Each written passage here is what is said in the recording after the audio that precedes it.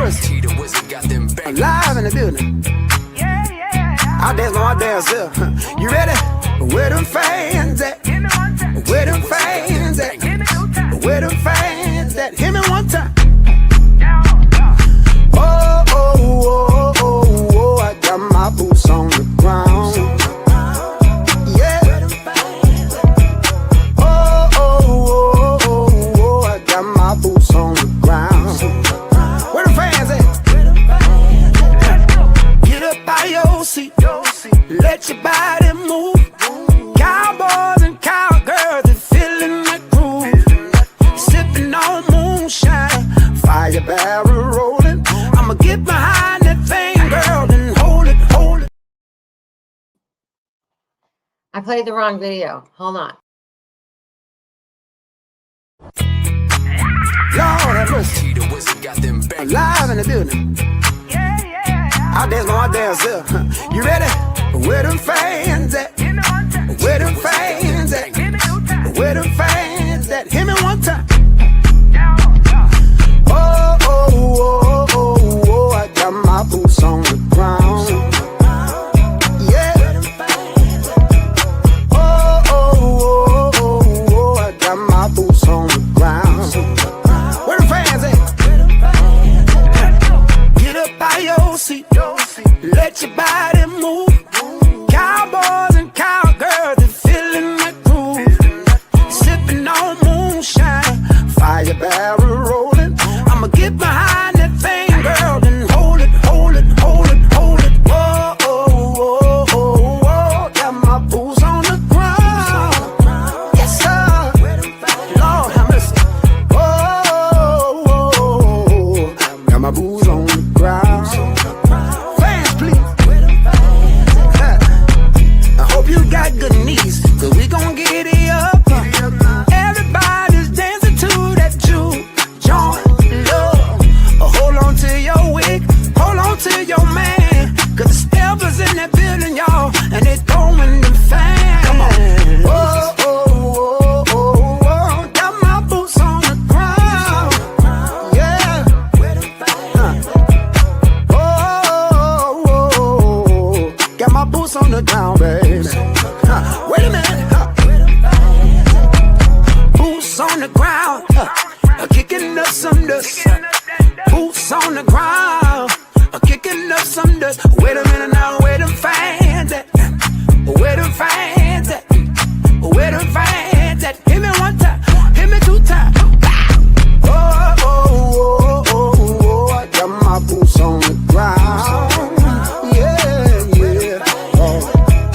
Oh, oh, oh, oh, I got my boots on the ground. Wait a minute, let me do that one more time for the ones who ain't hear me. Listen here. Boots on the ground, kicking up some dust. Boots on the ground, kicking up some dust. Wait a minute now, where them fans at? Where them fans at? Where them fans at? Hit me one time, hit me two times.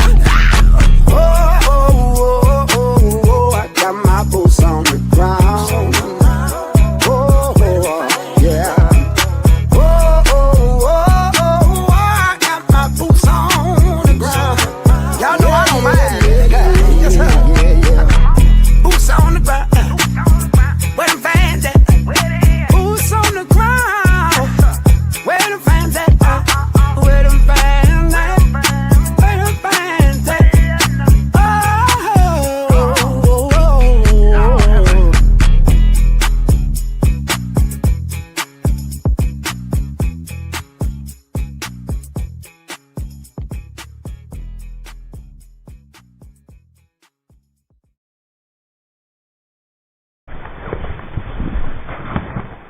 I pledge allegiance to the flag of the United States of America and to the republic for which it stands, one nation, under God, indivisible, with liberty and justice for all.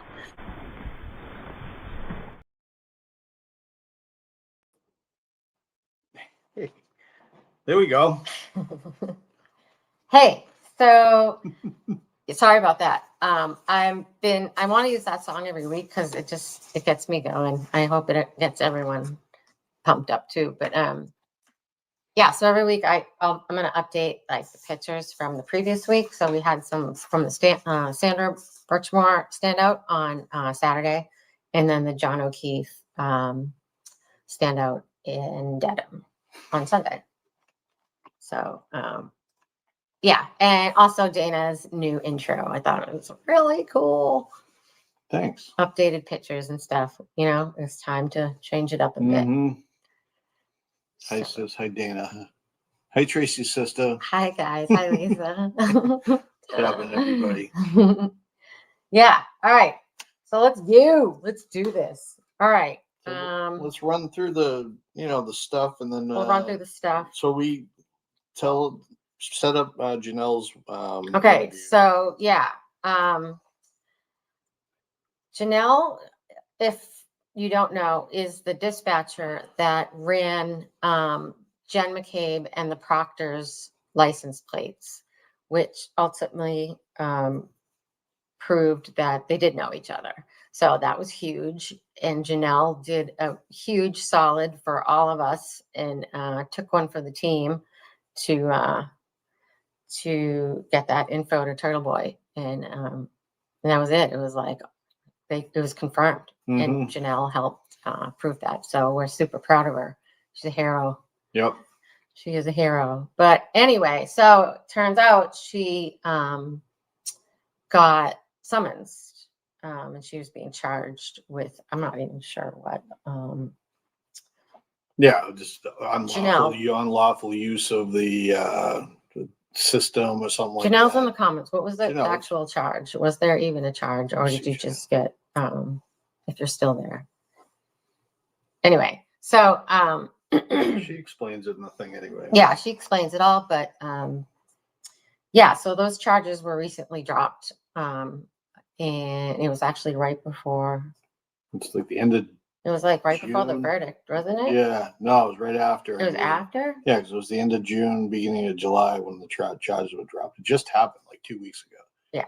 So So she's ready to talk, and she Yeah. did, and she's camera shy. So we did a interview at our house. She was here.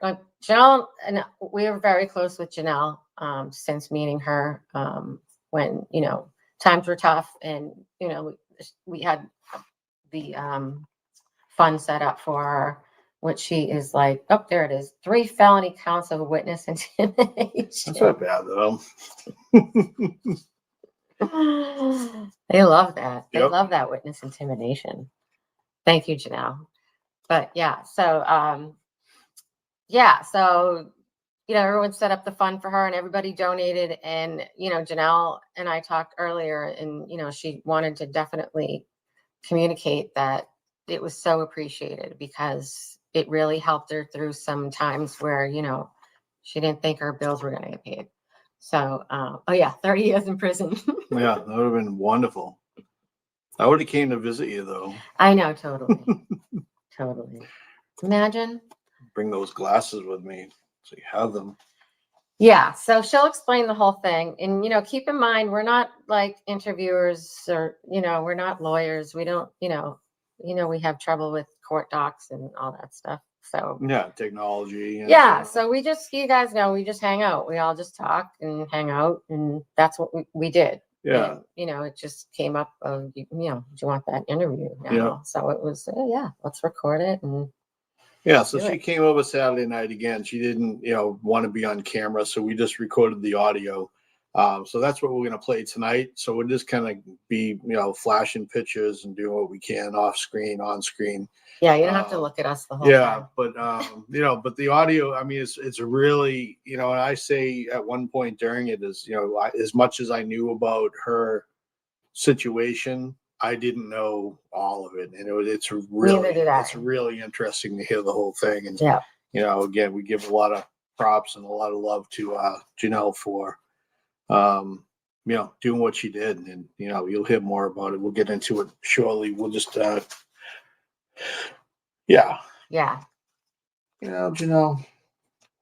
Janelle. Some people don't choose morals, Janelle. So that's what makes you special, So, all right, let's get Scotty's in the Scotty, what's up, bud? house. So yeah, Whoa. let's roll through some stuff. Then Yeah. we'll play the interview again. During the interview, he's it's kind of going to be a little chaotic as far as what you're going to be seeing because we're still trying to figure out how to get some of these images on the screen. But Yeah, it's all good. Whatever, we'll figure it out. The interview is the important part. Yeah, and not looking at our faces. Yeah, exactly.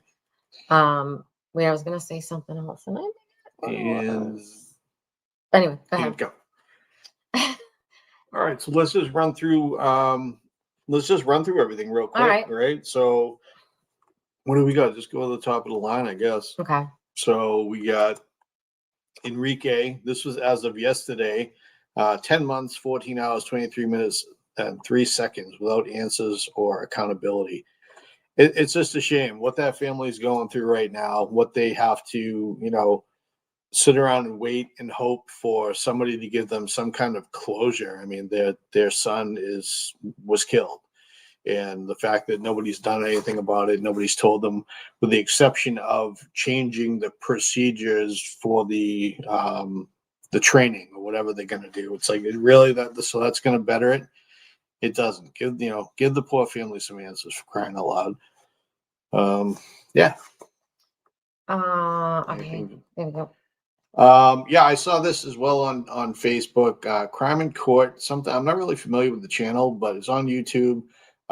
Jen Root posted this, and I started digging into it. It actually seems like it's a really good breakdown. I know we had interviewed Jen quite a while back, but this was really just this one person, I believe, just walking through the entire case and the timeline. So it seemed to be pretty good. So if you're looking for something to watch to get updated on the Just On case, absolutely check that out because it's well worth it to know what's going on with that case alone is amazing. And it's mind-boggling. It really is. Yeah. And Jen needs your support. Jen needs the whole family. Everybody needs support on that front. So now that Karen is freed, we bring our focuses elsewhere or onto other things as well. Now that we have a little more time to do that. So Enrique, just on Sandra, there's other things going on too. So, yeah, let's talk about those other things. Is it right there, that one? Is it this one? Yeah. So this guy last week, Francis, I just lost his name. I don't want to say Gigliotti or something. Anyway, I'll say his name, Gigliotti. Thank you. So he was, had someone struggling with, mental health as well. I'm not sure what the situation was. They found him in Haverhill, kind of wandering the street and, in and out of traffic, so they claim, whatever. And the officers approached him, and they chased him down to a seafood place on the corner, and they held him down. And they held him down to the point where he stopped breathing. They killed him. They killed him. So as of now, 7 officers are on paid leave, pending further investigation from Essex County. So, we'll see what the hell comes out of that. But again, it's another situation where excessive force is used, and it's just so unnecessary. He was yelling for help. Civilians were standing by watching what was happening, and they were telling the officers to stop. And the fact that what gets me is, if civilians can see it, why can't other officers see, like, hey, Joe, freaking dude, reel it in, take care of your buddy, like, pull the cop off. Instead, they all gang up. They need to control their adrenaline. Yeah. That's the problem. Yep. They can't control it. It's not a fight. It's not supposed to be like a street fight. It's a freaking job. That should, right. Like, figure out how to do it. 3 of you can detain a person, right? Without having to, jump on top of them and freaking suffocate them. And I think he actually was able to call his fiance did, and said they're going to kill me or something like that. Yeah. Yeah. I'm gonna die, something like that. He told her where he was, and she showed up, and she was one of the people on the scene when they were carting him away. Mhm. It's horrible. Yeah, they were doing CPR on him and stuff. Yeah. I forgot my battery, Oh, my shit. charger. But anyway, so yeah, we're gonna be following that for sure. Yeah, so they are. So again, to see the beginning of that, they're having a standout this Saturday. Sorry, wrong one. They're having a standout this Saturday in Haverhill at the, I believe it's GAR Park. I don't know what the name of the park actually is. It's something Army.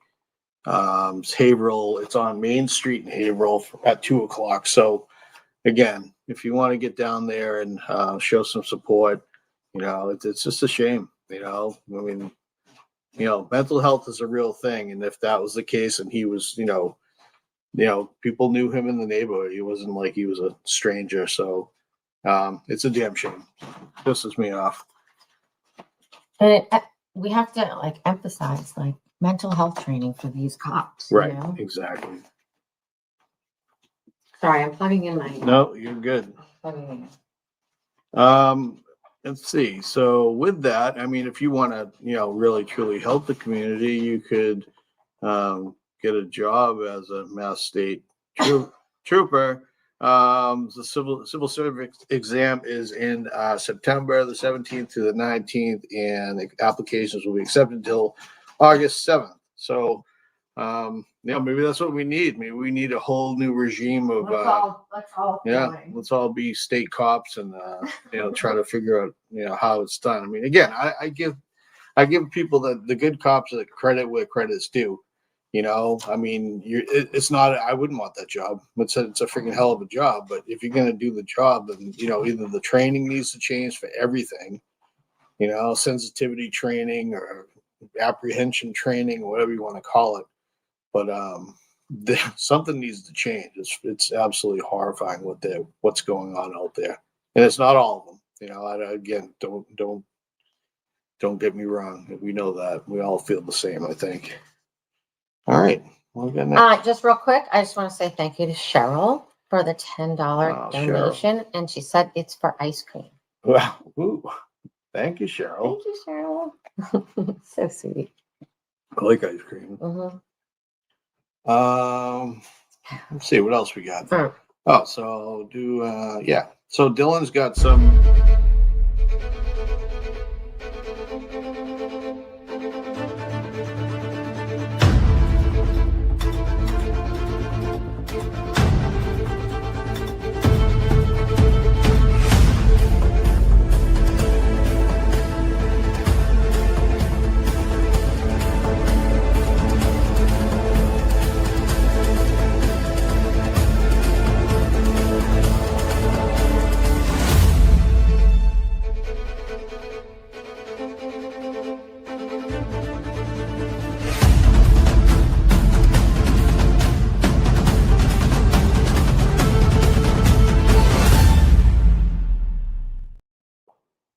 Yeah. That was cool. So Dylan's got stuff going on. He started up today. He started diving into the very first person they showed on here was Stephen Stearns, who actually the 13-year-old girl went missing the beginning of February 2024, and she was found dead at the beginning of March. So only like a couple weeks later.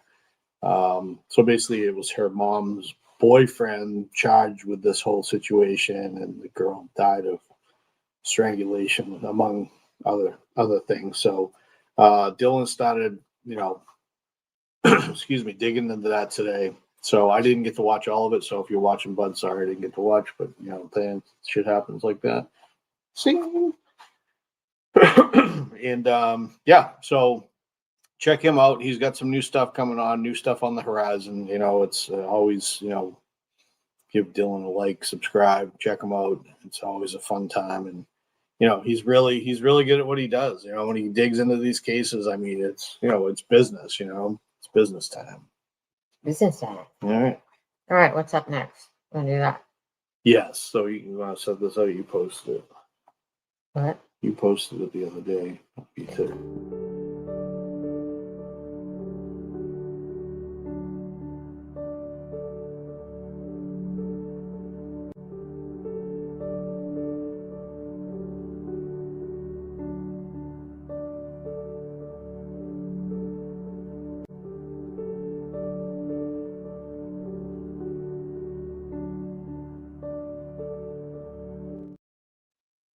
So, Keep Sergeant Chesney's family in your thoughts today and every day. yep.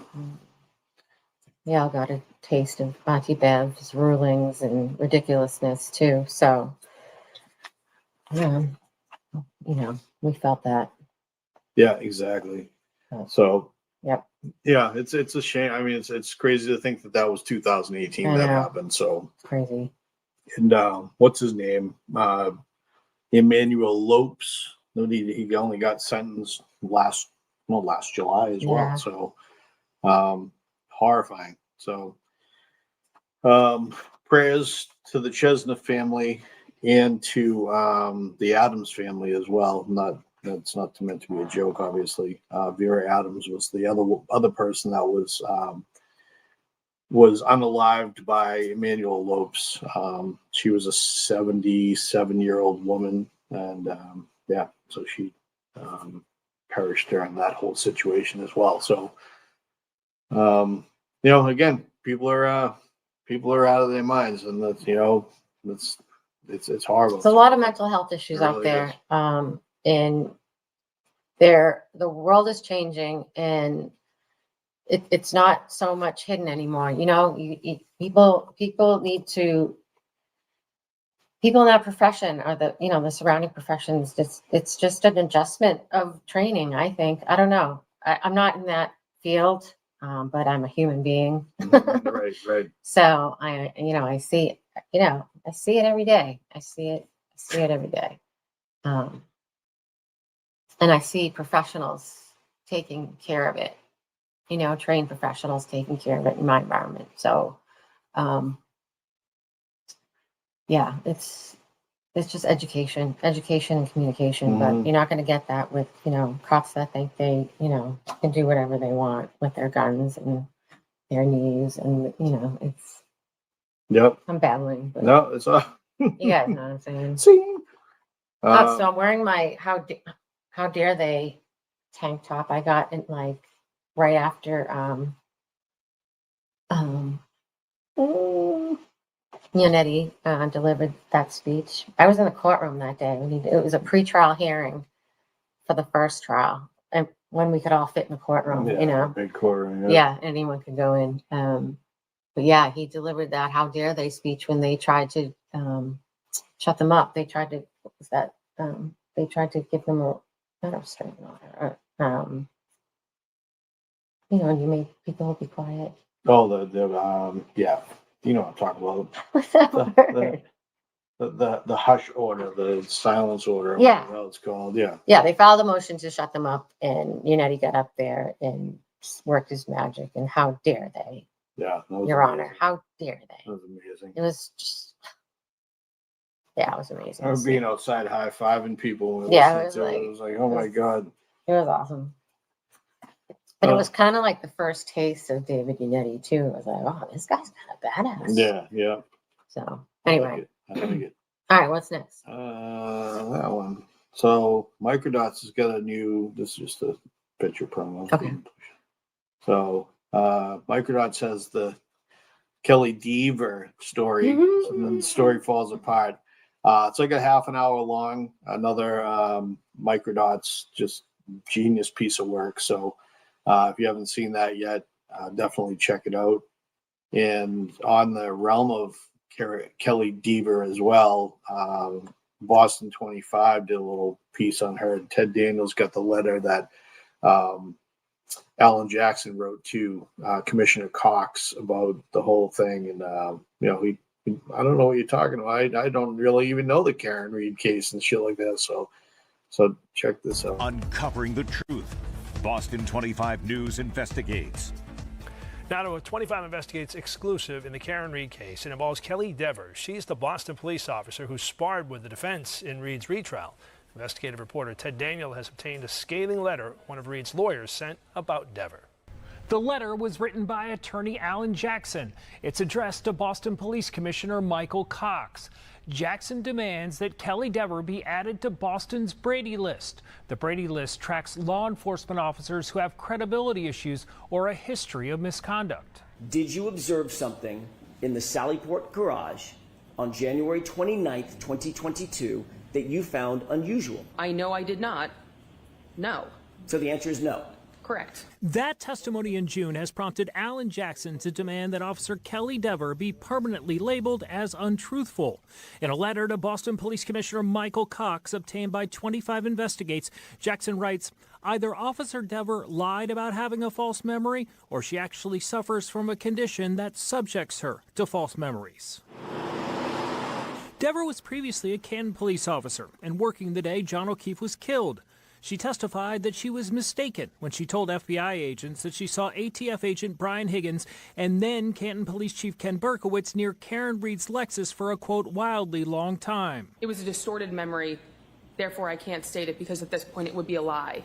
She articulated her observations in considerable detail, including specifics about the monitor she was viewing at the dispatch desk. Jackson writes, adding, her credibility and reliability as a law enforcement officer are irreparably compromised. No, it was just me and the commissioner. Jackson's letter does not address a conversation Dever testified she had with Boston Police Commissioner Cox about her involvement in the Karen Reed case. Dever said Cox told her to simply tell the truth. When asked about that conversation Thursday, Commissioner Cox responded, I have no idea what they're talking about with Karen Reed. It had nothing to do with Karen Reed. Boston police did not immediately respond to our request for comment. Our attempts to reach Officer Dever were also unsuccessful. For 25 Investigates, I'm Ted Daniel. And Ted sat down today with Peter Tragos from Lawyer You Know to talk about the latest development. Yeah. So yeah, Kelly Dever is and she's in the hot seat right now, I think, and so isn't Commissioner Cox. You know, Fucking liars. Yep, seriously, you guys are freaking out of your minds. So hey, you know, These are the people who are protecting us. Right? ladies and gentlemen. Exactly. Protect and serving us. It's so horrible. It is horrible. But you know, in turn, you know, Alan Jackson. Oh yeah. You know, we got the good. You get the cover of Look at this guy. Vanity Fair. Well, He means business. So the article, I guess, come out on last week, so the 7th, I believe. So good for him. Yeah. So I haven't read that at this point, but fantastic. Wait, let's look at that again, Yep, shall we, look at- ladies? Look at him, right? Look at that guy. Shall we, guys? And then Yeah, whatever. Hey Anybody. now. Drink it up. Yeah. Drink it up. Telling you, guy is badass He as they is come. just the man. They really, all that whole team is just absolutely. Ugh. You know, All right. a couple more things. couple and we'll more get things. to Janelle. So, yeah. So Oh, yeah. during court, speaking of which, they, you know, the Dedham PD alone racked up quite the bill on paid overtime. So, in case you haven't seen this, so what they did, it'll pop up. Okay. So yeah, racked up $92,937,000 and 1,253 hours worked. 4 officers were paid at a rate of $95, and then nobody else was less than like $42 and change. Are you freaking shitting me? That's so shit. And that's just Dedham police. Right. That's not the state police. Yeah. That's, Overtime rate, or at least 95 an hour. Yeah. No officer earned a rate less than $46.29 an hour. Jesus, good Lord. Yeah, And- for that unruly. Yeah, I was gonna say, all those so- unruly people there. they could every day. probably give, like, you know, maybe the $95 an hour payment to Dina, Yeah, right. you know, because she did like 95% of their job, for God's sake. It's so bad. Yeah. They did like one day of work, and that was Yeah, the last yeah, day. exactly. Right, exactly. Yeah. You know? Yeah. They should have been kissing our asses. Yeah. Anywho. And then finally, we have our friend Rodney. Rodney. Who is everywhere under the sun. And the sweetest man on the He face is. of the Rodney earth. kicks ass. So Rodney went to Quincy last Friday to the Boston Fox, whatever the hell. Zip trip. Zip trip. Let's check this shit out here. Look at him. Look at this guy. So he shows up with his Commonwealth of Corruption, the Morrissey sign. Nice. It's freaking fantastic. So, you know, I'm sure the morning crew was like, what the hell is going on?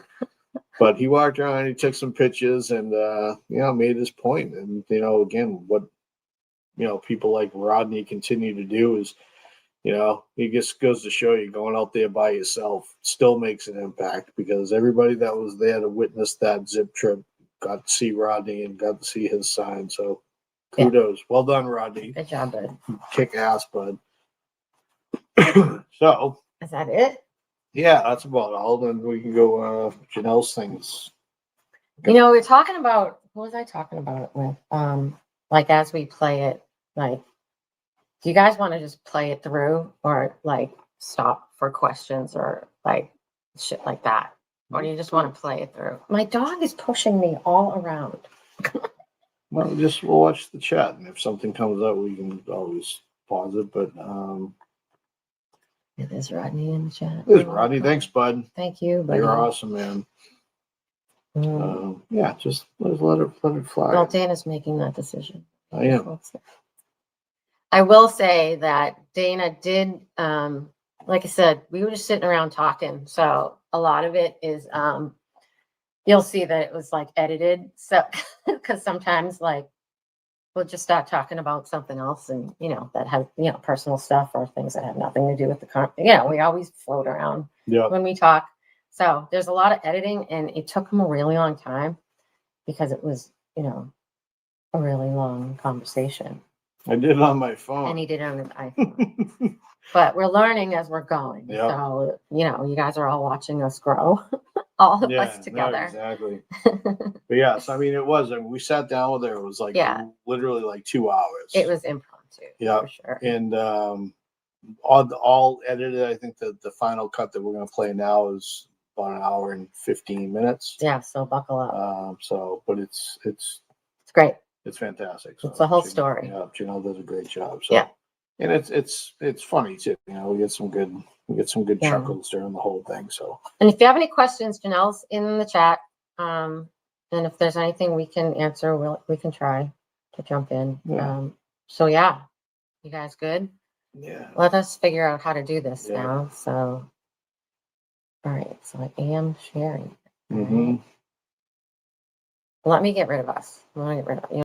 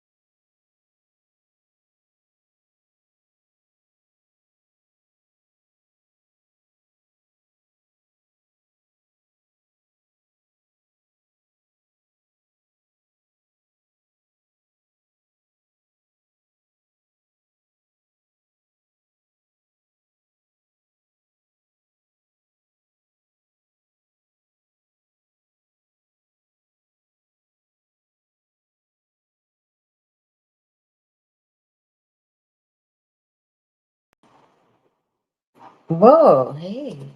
All right, we're figuring it out.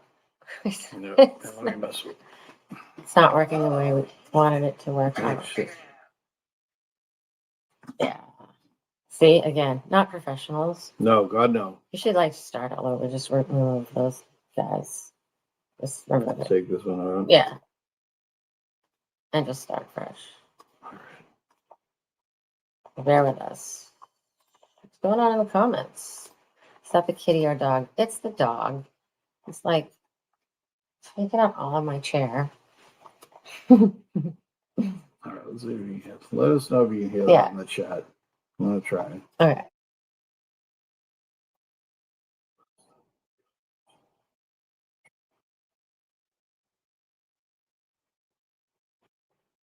No.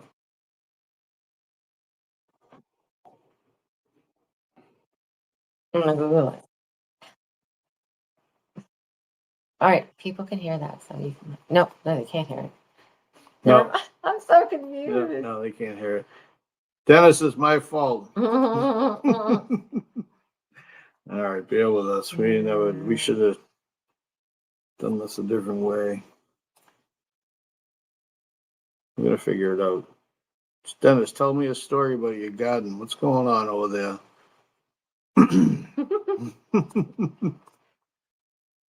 To share media player on StreamYard, you need to use the share screen feature. You can share your entire screen or a specific window or a Chrome tab.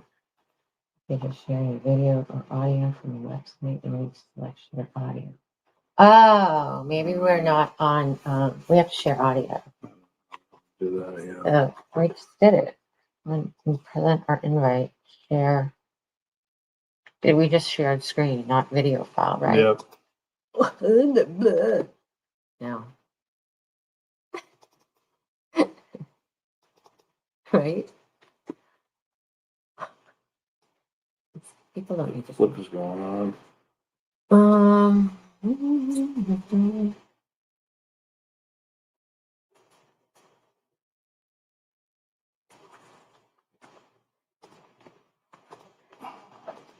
Please hold. Your call is very important to me. Do that again. I'm gonna share screen. Do the video file on. No, I'm gonna share screen. All right, fair enough.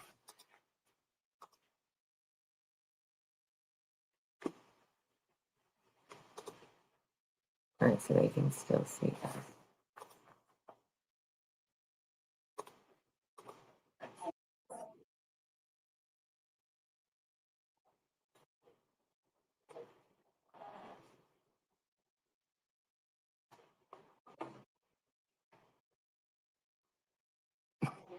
No? No.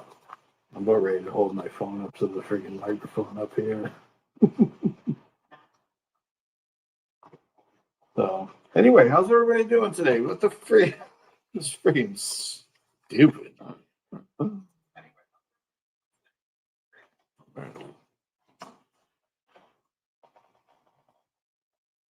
Look at Sherry D's in the house. Hi, Sherry D. Robin G. riding through the Glen.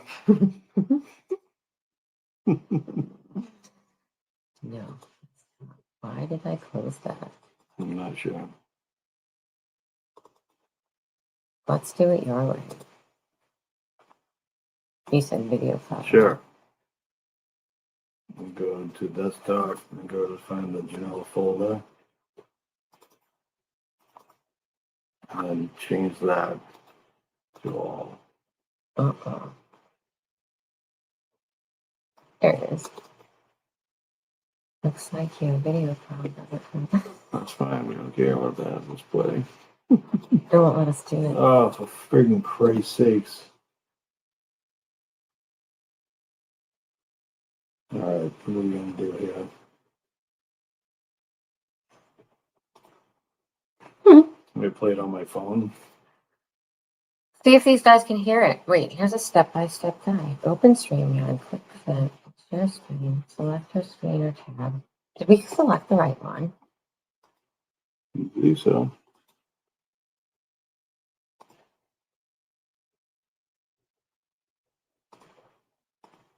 Yeah, we did. Mm-hmm. Share audio feed if you're sharing a video or audio from a website. Nope. Click share. Click on those three dots there. Nope. Oh, all right. Let's try See it. if these guys can hear it the way you're gonna do it. I'm Janelle. We're talking because I read the plates of Jennifer McCain and Michael Proctor and Elizabeth Proctor. Jesus fucking Christ. Hey, hi, I'm Janelle Webb. I'm Janelle. We're talking because I ran the plates of Jennifer McCabe and Michael Proctor and Elizabeth Proctor. What were you trying to prove? The context was Aiden had put something on Facebook that said, "Can anybody run these plates?" Then he private messaged me and said, "Hey, will you run?" I was at work, so I didn't see the post. So, And you guys had known I mean, you're a turtle rider, so you guys go way back. well, no, not at all. Oh, okay. No, I started following this case. Karen. I mean, yeah. Oh, I thought. Yeah, when I first started listening to Aiden, it was like nails on a chalkboard. I couldn't stand him. I couldn't stand his personality, but I grew to love him because he was real. And I am You guys real hear too. that? And I can be like nails on a chalkboard for people as well. He had made this post, apparently. I didn't see them. I was working. In hindsight, I saw the post after.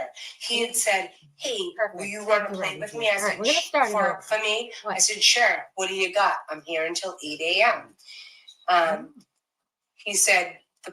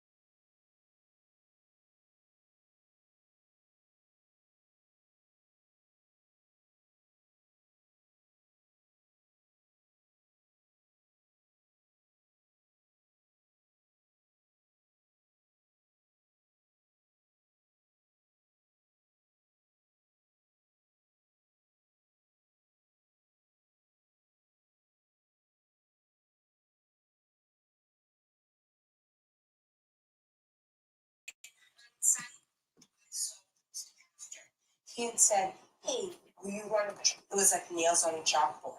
How do I make this start again? I couldn't stand his personality. Hi, I'm Janelle Webb.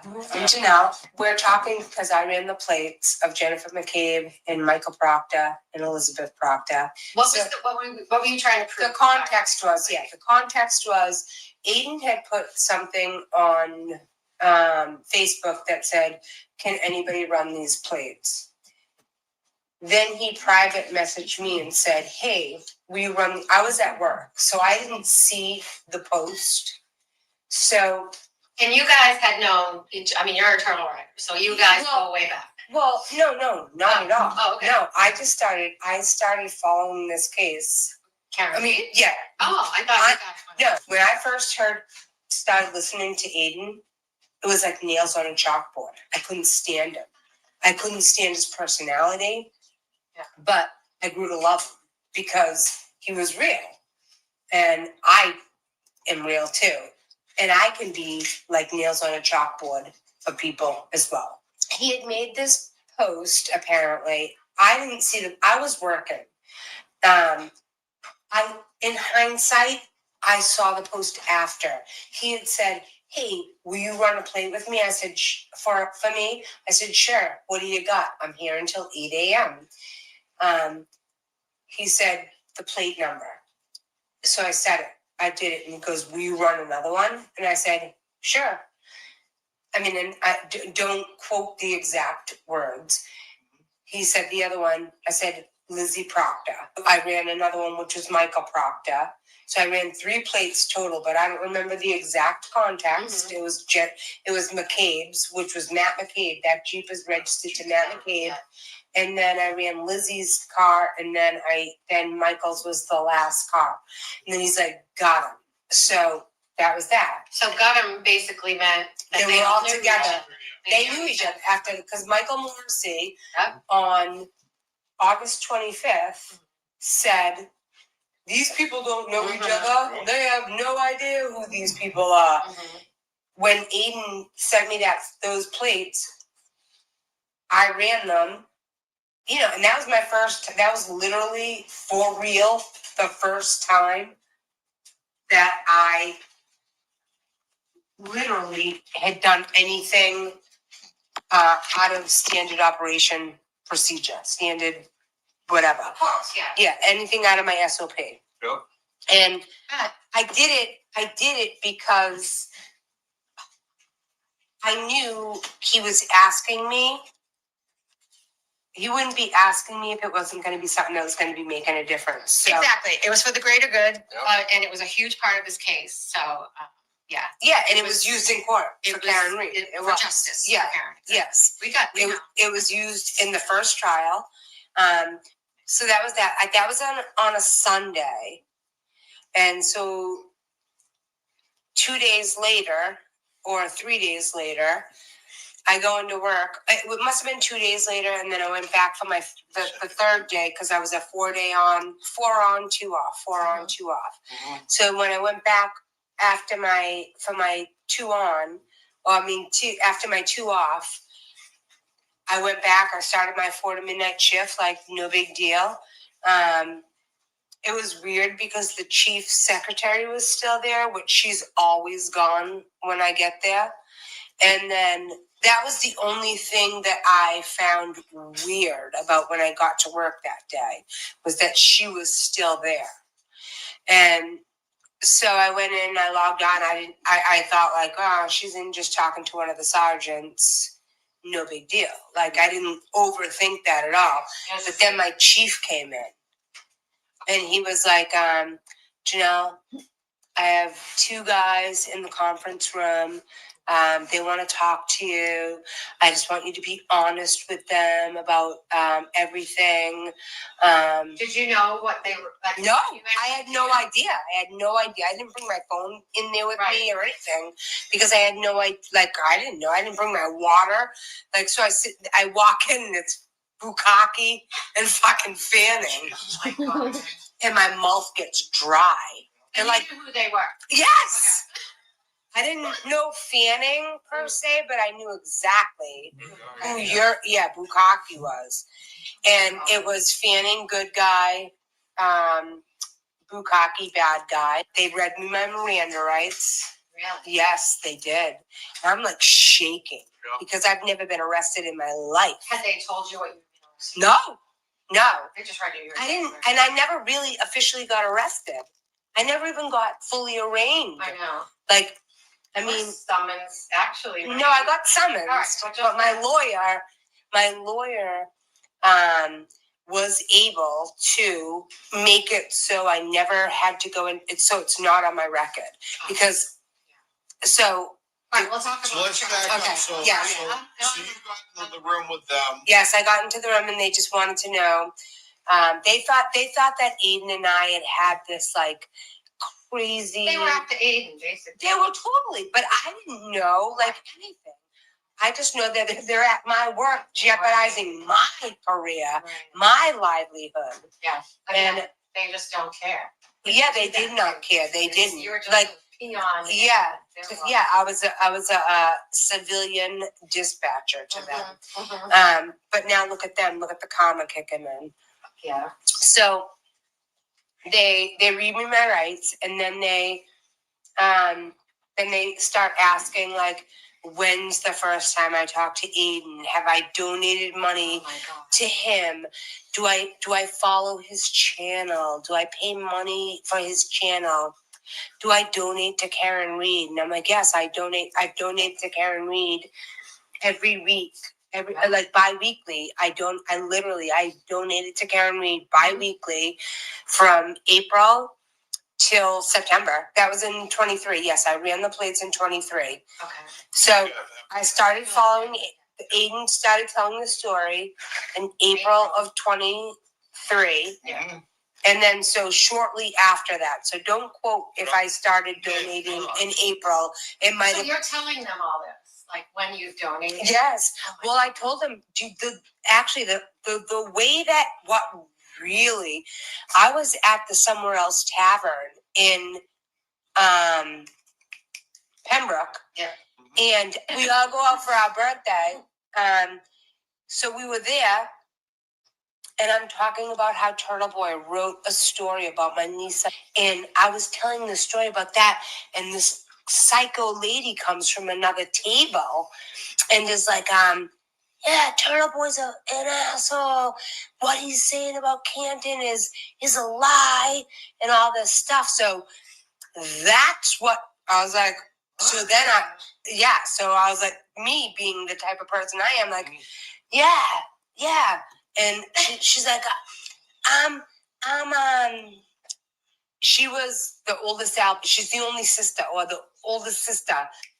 I knew her name, Kathleen. Yeah. Yes, Kathleen Albert. She married a guy from Pembroke. So her name's Kathleen, and she started like, I actually cried because she embarrassed me. Yeah. Because I was talking about my own niece. And she comes fucking. Yeah, and then she started accusing me of like wanting her husband and shit. Yeah, it was nuts. Wow. It was crazy. And it like the way that this woman behaved and drew the attention, I was so mad I wanted to punch her fucking face in. But instead of punching her face in, I cried. Yeah. So that's what made me originally look into the Karen Reed thing, because she was like, Karen. Oh, because she fucking started. Yep, she did. She totally got you. She fucking started it. No. I told Turtle Boy that. Yeah. Yeah, and like I said, like, so like I had said to you guys, like in the beginning of this, it was like I never read the story about my niece. I don't think he did a live about my niece. I still don't know. Yeah. But when she said about this guy that wrote the story about my niece is now a liar about all this other shit, then I watched him. Then I was like, I got plenty of time at fucking work. Yeah. And I have YouTube. Yeah. And I got to stay up from midnight to 8 a.m. Let me check this Turtle Boy guy out. Let me check him out. And at first, like I said, he was like, nails on a chalkboard. I'm like, ah.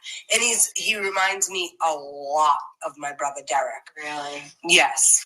So I just kept watching, and then it got, then I started like being intrigued by him, and so we started talking like that, and then he just said we run this plate, and he says that he says it as I saw the post on Facebook, but the way that I remember it was that he said, "Would you run a plate for me?" Because I'm not on Facebook a lot, and I wasn't on Facebook at work. Do you think that he didn't want people to know that he did make a post? That he did reach out to you? No, I know. I saw He made the post. Could somebody run this plate? But he also on the side reached out to you. He did. So why do you think that's not part of the story? Do you think he was trying to protect you? He might not remember it. Think about the people that. Absolutely. And it's all perspective as well. Yeah, and he said like tow truck drivers, insurance agents. There's 12 people that ran that plate for him, but only I got busted. Right. And it was because, and it took them a while to find who I was. It took them from Sunday to Wednesday because I ran the plate private. I put on, there's like a private mode you could do in CGIS. So they had to get a warrant, and that's what took them so long to find me. Why do you think you were the only one that they went after? Because I was like police. I ran it through CGIS. Okay. However, the tow truck people and the whoever else he has run it, they probably pay the $25 a week or whatever a month. Yeah. Excuse me. That's so because I ran it as a police officer through the. Oh my God, I got hiccups now. That's how. So just to clarify, so the timeline for all this happening right now when you ran plates. It was a Sunday. Yeah, it was a Sunday. What time, day, and year? It was Sunday, September. I want to say 25th. Yeah. At between 4 and 8 o'clock. Yeah, I don't know the exact time. No, that's totally fine. Because I was there until 8 a.m. I was working a double. It was definitely a Sunday. And then on Wednesday, September 28th, I went in for a 4 to midnight shift, 2023. And that's when Yuri and Fanning were in my conference room. Wow. That's messed up shit. Yeah. So when you walked in, you said you alluded to they played good cop, bad cop. Oh, yeah. Right? So Fanning was the good cop. Yuri was the bad cop. He was pissed. So they just couldn't wait to see my phone. They couldn't wait to see my phone. And they had a warrant for it. No, they lied. No. Holly was the one that they. So wait. So we go through this whole thing, right? They say I let them see my whole phone because, literally, there was only this that you wrote about my niece, and then oh shit, that's your niece. You want me to take it down? No, it's fine. And then it was like all of a sudden he says. Can you run a plate? And I say, sure, what do you got? I'm here till 8 a.m. Yep. I run the plate. That's when that. And but they thought that there was gonna be he and I had this whole friendship going, but there wasn't. They wanted to take my phone and examine the whole thing. I'm like, I just showed you everything. But Fanning was like, so they didn't say anything about the warrant at first. And then as soon as I was like, all right, are we done? And then he's like, well, we have a warrant for your phone. And he slid a piece of paper kind of forward. And then I was like, oh, okay. I'm like, I have a son. That's my only means of communication with the outside world. Yeah. I don't even own a computer at home, and I really don't. that is my everything. And then they're like, all right, well, what's the password on your phone? I'm like, I don't have a password. Like, you don't have a password? I'm like, no, you just open it and slide it and you can get into my phone. And they couldn't believe. Mine's like that. Yeah. Yeah. So they couldn't believe that I didn't have a passcode. And then, so then they're like, oh, no, we got to take your phone. Like, we can give you this janky phone if you have to call 911 for anything. This is it. But we just need to take your phone and download it. Because, like, now we know Richard Garino. Oh, yeah. Yeah, yeah. Yeah. So whatever he could get out of it. So Richard Garino looked at your phone.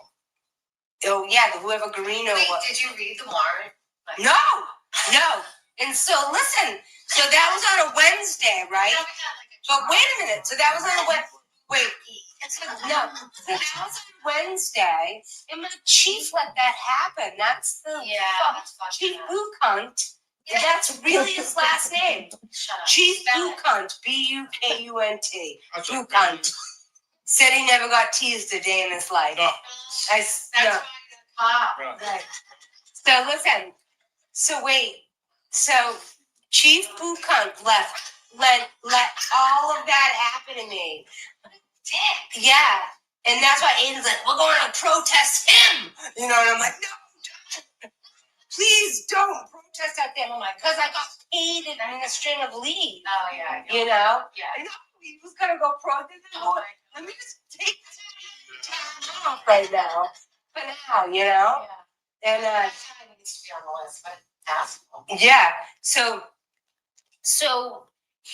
So I leave there, right? They leave, and then after I tell them everything, and then they lie and say they have a warrant, they take my phone. They took pictures of every message, and then they said they still needed to take my phone. So then they took. I'm like, okay, I guess, fine, take my phone too. I'm like, but now I'm gonna be like at home, no phone, no, don't have to go to work because I'm now on paid administrative leave, and then, so I just like what? Wait for you guys to show up at my place or what? You know, and so they're like, oh, well, does your son have a phone? So I'm like, yeah. So I gave them my son Ben's phone number. Yeah, gave them Ben. So Ben, because Ben lives with me, I gave him Ben's phone number. So they had to go through Ben to contact me. That's fucked up. Yeah. And so it was totally fucked up. I'm like, I'm not leaving anywhere. He goes to work, so I won't know anything. So I won't know anything until he comes home from work. So, so that was. Would you have done that now, knowing what you know? No, I would have wanted to either have a union rep present, or I would have wanted a lawyer present. Yeah. Yep, absolutely. Good. We've all learned that, I think, in this whole process. But because I was honest, Right. you know. So now they took my phone on a Wednesday. They gave it back the following Friday, the 30th of September. By then, and it was 3:30 when I got my phone back, Krusty had already been on my Facebook page liking public posts of Avon police dispatches looking for help, like public posts I made. She was already liking my shit. So they had already given my, then I got my phone back, and literally I was getting phone calls at like 3 in the morning, like all night long, just. So you're getting harassed. So now that's a Friday. I immediately put on like I heard who's the one that died at the Brian Riccio. Yeah, Riccio's voice. I knew his voice just like that. And I'm sure they thought it was hilarious. But it was him doing the talking. So that was that, and then I blocked any. You have to have a phone number to call my phone. So then, as soon as it became Monday, I called the Norfolk County Sheriff's Department. I said, "You just gave me a private interview in my office on Wednesday. It's been 3 business days, and I'm already being harassed by people. It's 5 business days before it's a public record. Who gave her my number? Yep. Who spilled the beans on that interview? Right. Nobody should know about that interview. Right. Nobody should know. He's like, oh, I don't know anything about like how long it takes to. Who said this to you? Tell him. I don't know how long it takes to be a public record. I go, well, I do because I work that window every fucking day. Right. And I was like talking to him like for real. I'm like, I live here alone with my son, and you've given my phone number and my address to people. Oh, because she had shown up at in my driveway, but I had already put private property. I have private property signs. You know how I live way off the road. So Krusty had pulled in and pulled out. I think it was her. It was her white crusty car with the shitty rims, missing rims. Came in, went out. Right on my video cam, I saw it, you know. And so I said, now I have people showing up, calling me, and this shouldn't even be a public record. Nobody should know you interviewed me. Yep. And I have one of the biggest trolls on the internet showing up at my house with where I live with my child. Yep. Make it stop. And it stopped. It stopped. No more phone calls. No more. Yep. Yeah. Shocking how that happened. Mm-hmm. You get the balls to call and be like, listen. Yeah. I know my shit. Yeah. Yeah. They didn't expect that. No, he didn't. I still have all those screenshots. I probably still could have a case. Yeah. I'm not the type of girl that's going to go looking for a lawyer or. Right. When you met with Fanning and Bukaki, just then we can go forward. How long was that interview? 45 minutes at least. Okay. All right. At least. Yeah. Like when you were like, hear from you guys or whatever. Like. Yeah, they were like. They were like, oh, we'll call you when we'll call you son when we're done with your phone. And I'm like, do I still have a job? Like now I'm like crying, I'm crumbled, right? You know, and having that happen over running a fucking couple plates to a guy that's fired now kicked up my own PTSD. Yeah, it fucked me up for a while. It fucked me up. Yeah. Like I'm just getting like it's been like over a year and I'm still still like fucking scared. It fucked with your life. It did. Totally. I mean, luckily I've been able to I'm a survivor. Yeah. I recouped. Luckily, and it's always gonna be a thing you have to get work through. And like it's gonna be a thing in the past eventually, you know. But it shaped a part of you. Well, yeah. It's definitely a chapter in my book. Yeah. Not that I'm gonna write a book. No. Yeah. But it's a chapter of my story for me. Yeah. And I don't regret a single bit of it. You know what I mean? You did it. Yeah. I'm like, luckily, you guys all fundraised for me. Because when I resigned, so I had the 3 weeks paid leave, and then I resigned so I could keep my pension.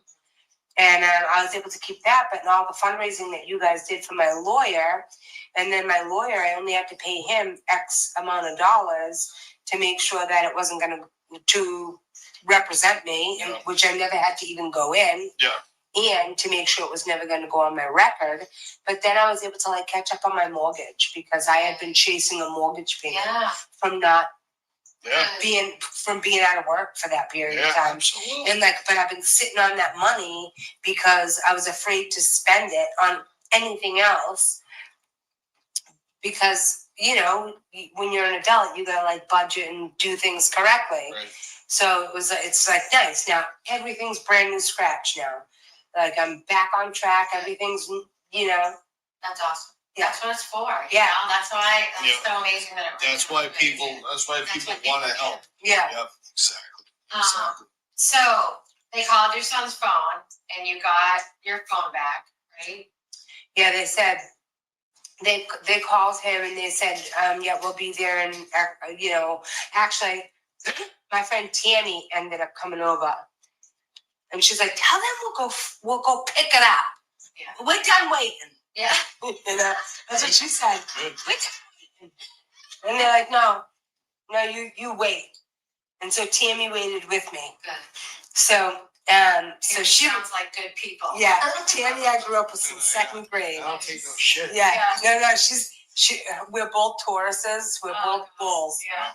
And she's like, fuck that, we're going, you know. Yeah. We'll go right to the Norfolk.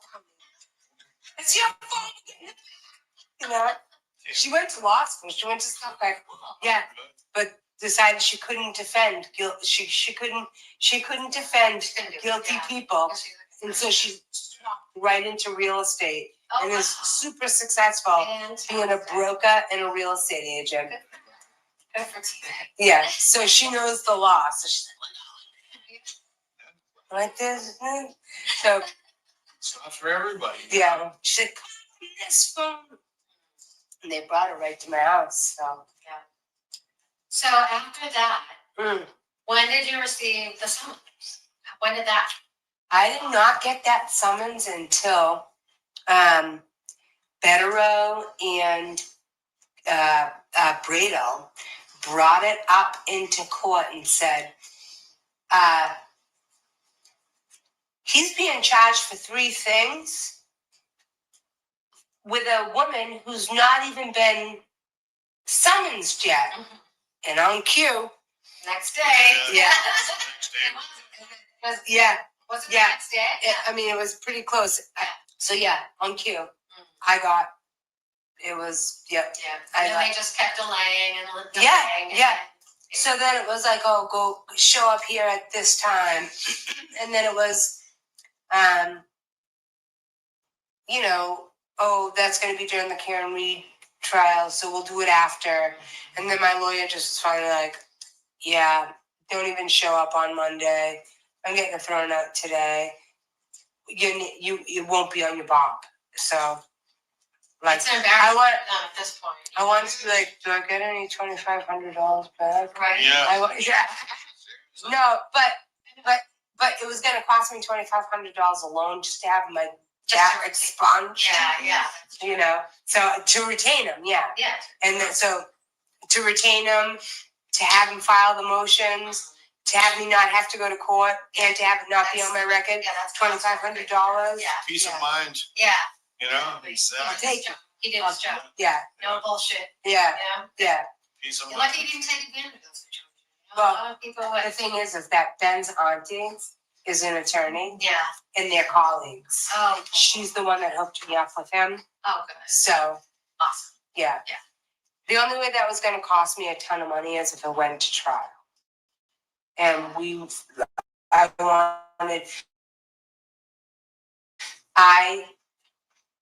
I said, I don't want it on my bob. I do not want that, because he's like, I know, I'm trying to make it.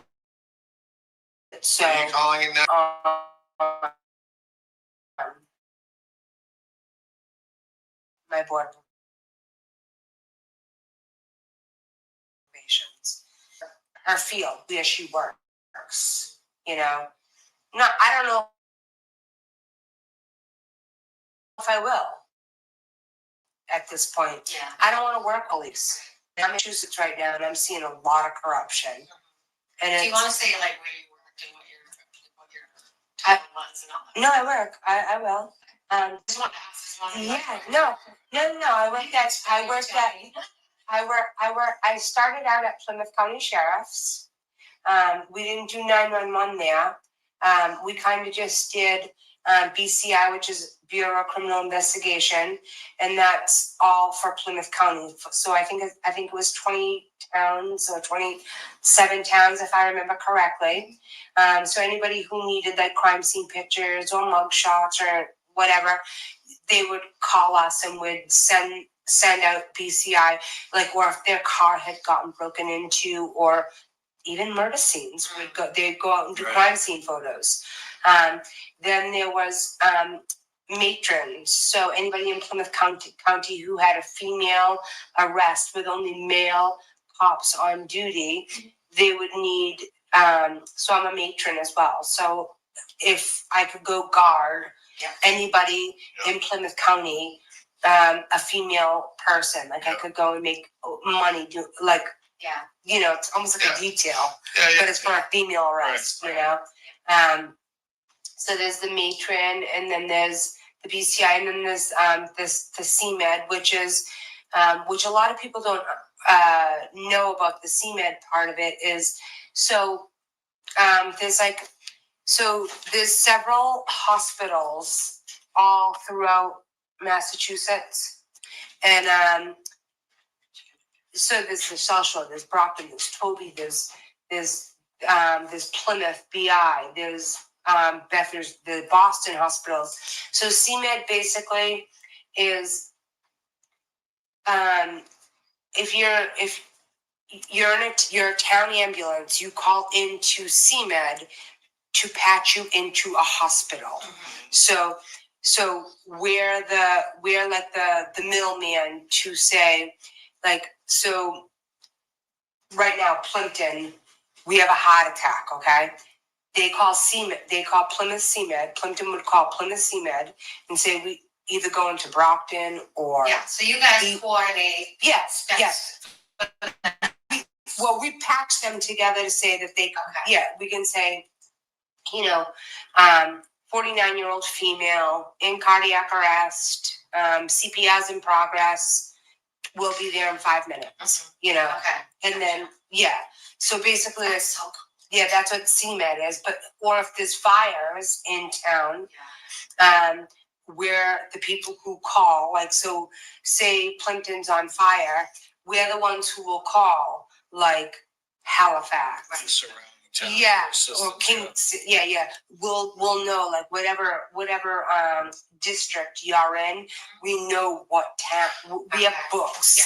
What towns will go to your fire? So we'll call them to get here. What, you know, and the chiefs make all these you know, run cards is what they're called. And so, like, we know, like, if you're, like, the run cards are, if your town's resources are used up, we know we're gonna need a Halifax ambulance. We know we're going to need a ladder. We know we're going to need a tanker. Sure.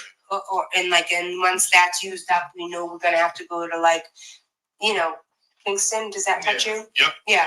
So Kingston's going to have to bring in, you know, another ambulance and you know, whatever, you know, So that's that. So after doing that for a period of time, that was fine.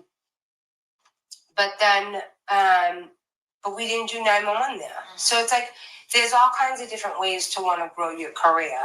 And there's all kinds of different ways that you can when you're in the EMD field. And so I wanted to do, I liked doing all that. I moved to Brewster because they had the fire department. Yeah. They did Braintree Fire. Yeah. But then they did 911 for like 7 towns. So I was going to be able to learn that while still knowing the fire department stuff. Right, okay. And then, so then I got to learn that. And then after doing that for a little while, that's when I went to the police department, where Avon Police and Fire, which we dispatched both. It was in a different county that I was used to, but it was like it was my perfect job. I thought I was going to. Is that Norfolk County, Avon? Yeah, okay. yeah, no. I thought I was going to retire there. I did. I did. And then everything happened. But I think everything happens for a reason. And I think that everything played out exactly the way it was supposed to.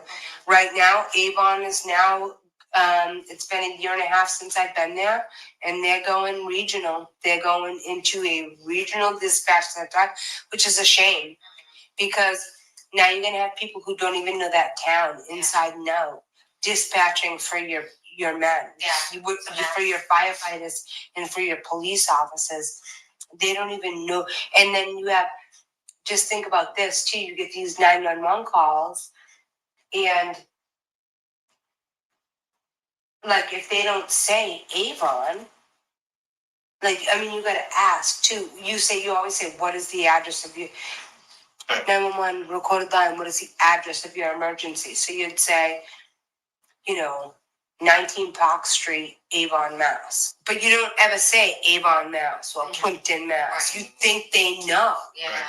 So going into a regional center, there can be some fuck ups. So let me ask you this, in that happening in Avon, maybe it was a blessing that you got out, right? Well, Because would you have lost your job because of that? No, I would have been able to go there. You don't think so? No, because there would be like going over to Norfolk County, taking on another town would open on another, like 3 or 4 more seats. Oh, okay, so could, all right. So for the rotation, for the rotation, there'd be more staff. Right. So the state would pay, still pay the money for those dispatchers, but just now all combined into one fucking spot. Right. Yeah. Fuck that. Yeah, that's wild. Yeah. Exactly. Like I know, like my friend Lisa, she's gonna retire. Right. So it's gonna cost the town more money to be regional. Yep. And not only that, because they're still gonna have to pay somebody to sit at the desk. Sure. They're just not gonna be taking the 911 calls and dispatching them out. So do you think that anything that with your situation, did it influence that choice to go that direction? I think because they've been so short-staffed at Avon, and then they can't keep dispatches there. Oh. And I'll tell you the reason. Every dispatch center, no matter what, especially dispatching police and fire, there should always be 2 on staff. Always be 2 on staff. They only staffed 1 in Avon, while Chief Buchan pocketed the extra person. Whatever he did with that extra money, yes. So the state provides each town so much money, Right. And now this is his second. He already retired from Nashua, New Hampshire. Came down here. So you can retire full pension from Nashua after 20 years. And he came down here, but you need 10 years of Massachusetts to get your state pension. So he's at like 8 years now. He has 2 years, and then he gets a full pension. He's milking every fucking job. Yeah, he has like a 42-foot yacht, and he just built like a multi-million, like $1 million house. Yeah, we're right? looking at this. So they didn't fire you, you resigned. Yes. Okay. I just wanted Fuck that. I was keeping my pension. Yeah. Yeah. How long I could have fought it through the union, but I wasn't taking any chances. How long after your interview did you resign? 3 weeks. So I would have been on. So I had a month paid leave, and then I had to go in and meet with the chief and the deputy chief. But in between,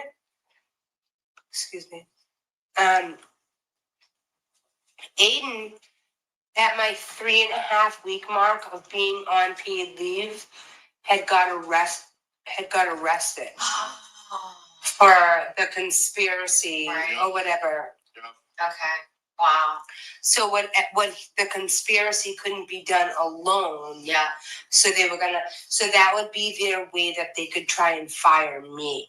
Mm-hmm. So I wasn't gonna let that happen. Right. So Chief Bucunt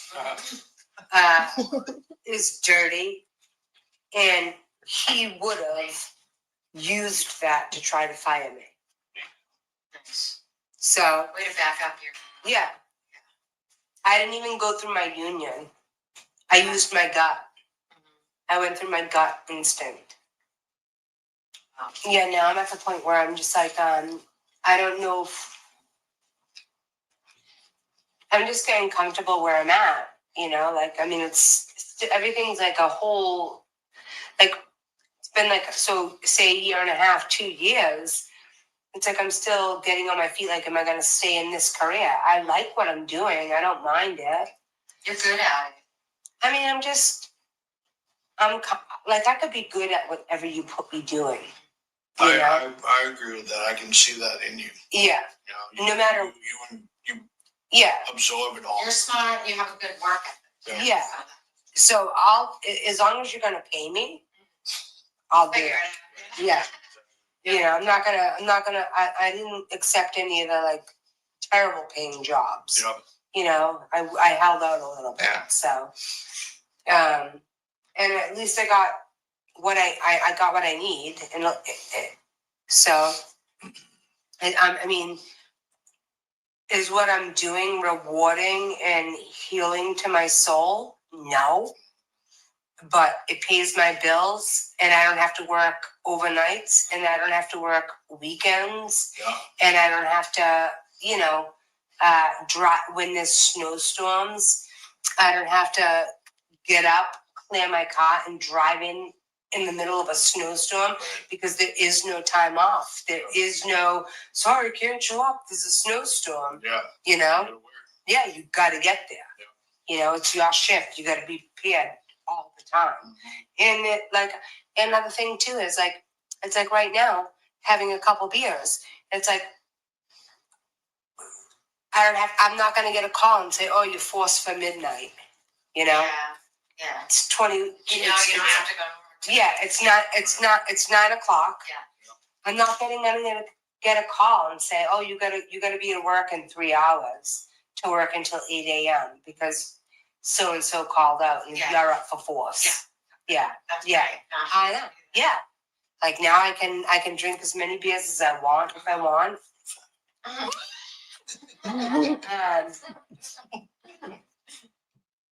I mean, it's sad because I loved 911. That's what I like to call it. I like to put my own spin on stuff, but I loved it because, I've been, like, my brother committed suicide. So it was like, I've been the person that's had to call those people. And so to be the ear that's helping instead of the one that needs the help is healing, as a grown up, as a grown adult. And I know that probably sounds weird, like doing trauma, but it made me feel like I had a purpose. So that's the only thing I'm missing, because it does take a certain person to be able to do that, day in, day out, So like teachers. Yeah, like, exactly. It takes special to do that. It does. So it's like nurses that truly. Yeah. So to have that craft and have them fuck it up. Take that away from you. Yeah. They took it away from all of us. Yeah. If they're in this field too, and that we're staying in that field, they know it takes a special person to be a good dispatcher, that has the officer's back, knows where they are, you know what I mean, at all times, and runs the plates. I mean, now, and they got rid of that. They lost a good one by being fucked up and dirty, I'm still friends with a lot of my cops. Like, still will message me. We miss you. We miss you. I love you. I miss you. And why wouldn't you be? I mean, No, it's not their fault. It's like, again, it goes Yeah. to the point where not every cop is a shitty cop. There are shitty cops out there. I will say, in Avon, all of my cops were good. Every cop. The only one, the chief, Yeah. What's his name? Bukant. Chief Bukant swore Karen Reed was guilty. Then he goes to chief meetings with these idiots every month. Every month there's a chief. There's no, literally. Meeting of the chiefs. Yeah.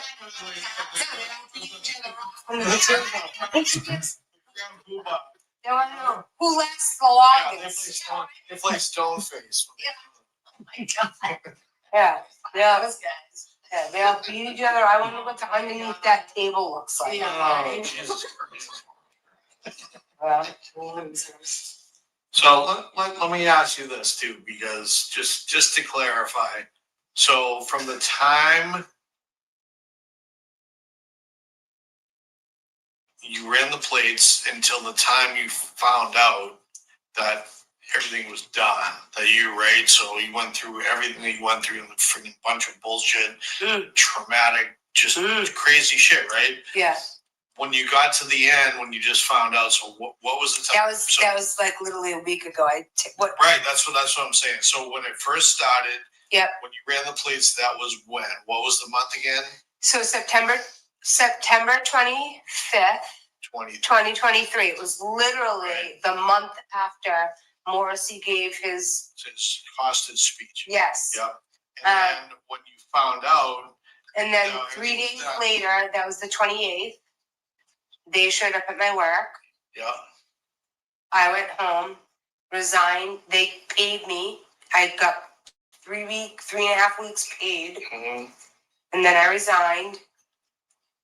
And then it just ended. You have the text? Yeah. I want to say like June. No, yeah. July. Wasn't it set for the 29th or Hold on. I think I even deleted all the messages with my lawyer because I'm ready to We can still surpass that. we Yeah. can still look I'm it ready. So when? It was just recently, within the Yeah. past 2 weeks. up. Yeah. 2025, Yeah. June or July 2025. Yeah. So it's not. Yeah. That's Yeah. friggin' messed up. That's a long friggin' Speedy time. trial. So much for a Yeah, I speedy know. trial. Yeah. Holy shit, Janelle, that's crazy. Yeah. It's crazy that they, after it was mentioned in court, Yes. they. Then I got the summons. Yeah. Oh yeah. And that. Yeah. And that's exactly like so. With the and then I told Aiden like right away like, oh my God, I got a summons. And then he sent it. He was like, oh, wouldn't you know, on cue, And then he told Bradle and Federo, and then yeah. Think what occurred with you, that whole situation, how was the impact of that on the trial 1 or 2? I mean, do you think that it has anything to do with Karen Reed, or more so obviously with the Aiden stuff? But No, I think that them having the proof, because you can't hide CGIS. That's a record. yeah, That is a record, and that will be a record from then. And CGIS records are still going. You can't hide those. Yeah, there is no hiding those. So what I did, they were able to bring it up in the first. They brought it up in the first trial, yeah. and there was no way to deny that they were there. They couldn't lie about that one. They couldn't lie about that one because we had pictures and we had legit law enforcement that broke the standard operation of procedure. I didn't break the law until Tully even said in front of the grand jury, well, she didn't break the law. but she broke the standard operation of procedure. And Aiden has all the records. I didn't get any of that. I don't want to hear it. I don't, you know what I mean? Yeah.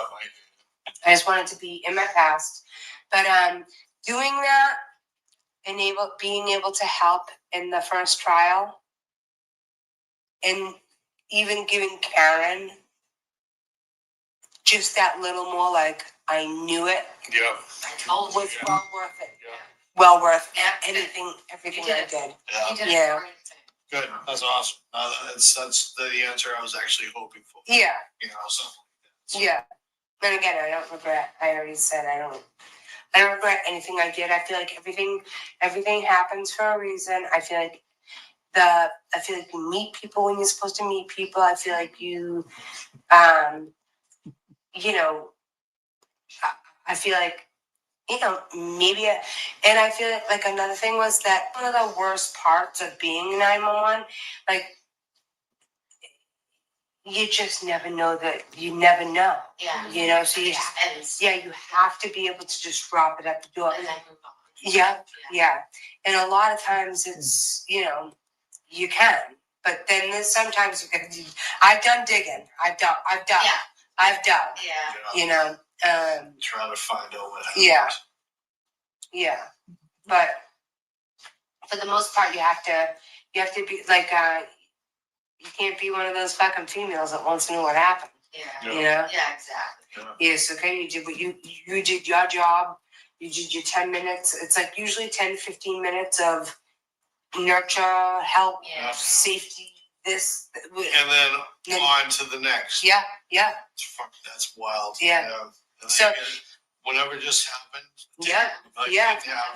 And then after all that, from an 8 to 16-hour shift, you just take that bag and you drop it at the door and you go home, and you got to be able to sleep at night. And I would drive home listening to 95.5, the Christian channel. Oh, Jesus. And on Sunday mornings, they pray the rosary. Yeah. So I fucking, our Father who art in heaven. You do like 10 Our Fathers and 2 Hail Marys. So yeah, it's like it takes like a good half hour, 35 minutes to pray the rosary. Yeah. So like on Sundays when I had my overnight and I got out, I would rush to my car just to get to pray the whole rosary. You know, on Sundays. Yeah. But it's tough to digest that stuff. That's human nature. That's what people are dealing with individually and as families, all over the place. It's and that's what's hard. Do you have a little Jesus? Would you like a little Jesus? I have a big Jesus. We have a little Jesus throughout the movement. We all have a little. I don't like his face. I can't see it good, but Wait, the glasses. Wait. Oh, my new glasses. No, it's gonna be in at work and everywhere. So my eyes are great. So my eyes are pretty in these. a good color. So sometimes when I would leave work after 911, I literally need to listen to the Christian chant. Yes. I have to pray my whole, or sing fucking holy songs the whole way home just to be able to sleep. And forget it. Yeah. Just forget it. I mean, do you think there's people that are, obviously there are, but, you know, they just have that switch in them. They can just be like, I'm going to work, click, focus, and then nothing, you know? Yeah, no. I mean, I'm not saying that I couldn't click it on and click it off, but any normal human, if you don't want to suffer the PTSD, you need coping skills. Yeah. And that, for me, was Jesus. Just saying. Did your job provide that as a... No, and that's something that that if I stayed, had all of this not happened, my chief had just sent me to like a suicide counseling class and I took it because it was extra hours, but he chose me to do it, which was great. And because of course I want to learn more, you know. So I did that, and after I took that class, I think that every cop, and this is not something that's offered, but every cop once a month should have to do a 1-hour debriefing with a town councilor.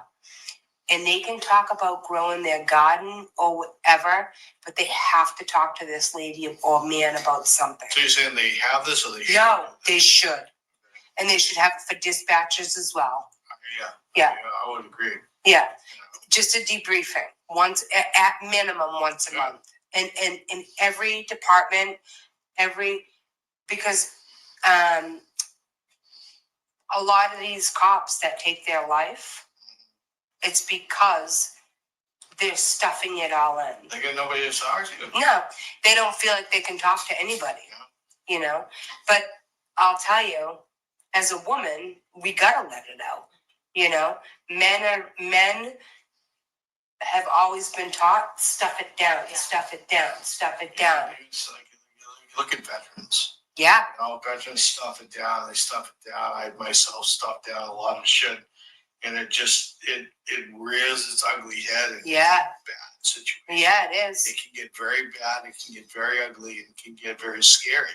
Yeah. But, you know, to have someone that, again, I agree, I'm just agreeing with you. So No, I think they should have that for everybody. I think mental health is huge and I think, right now. yeah, yeah. And Sometimes they haven't actually, no, you know, and in the class I took too, it was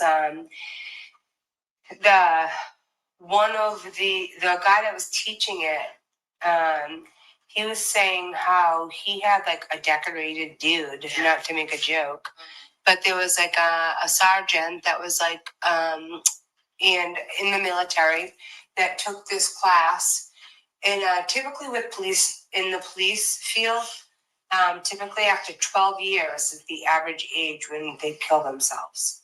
If they're 12 years is when they kill themselves.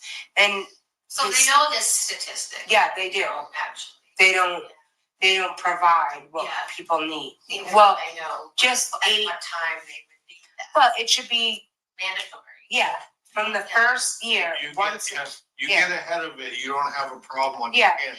Yeah, there's there's 12 months in a year, 1 hour per cop.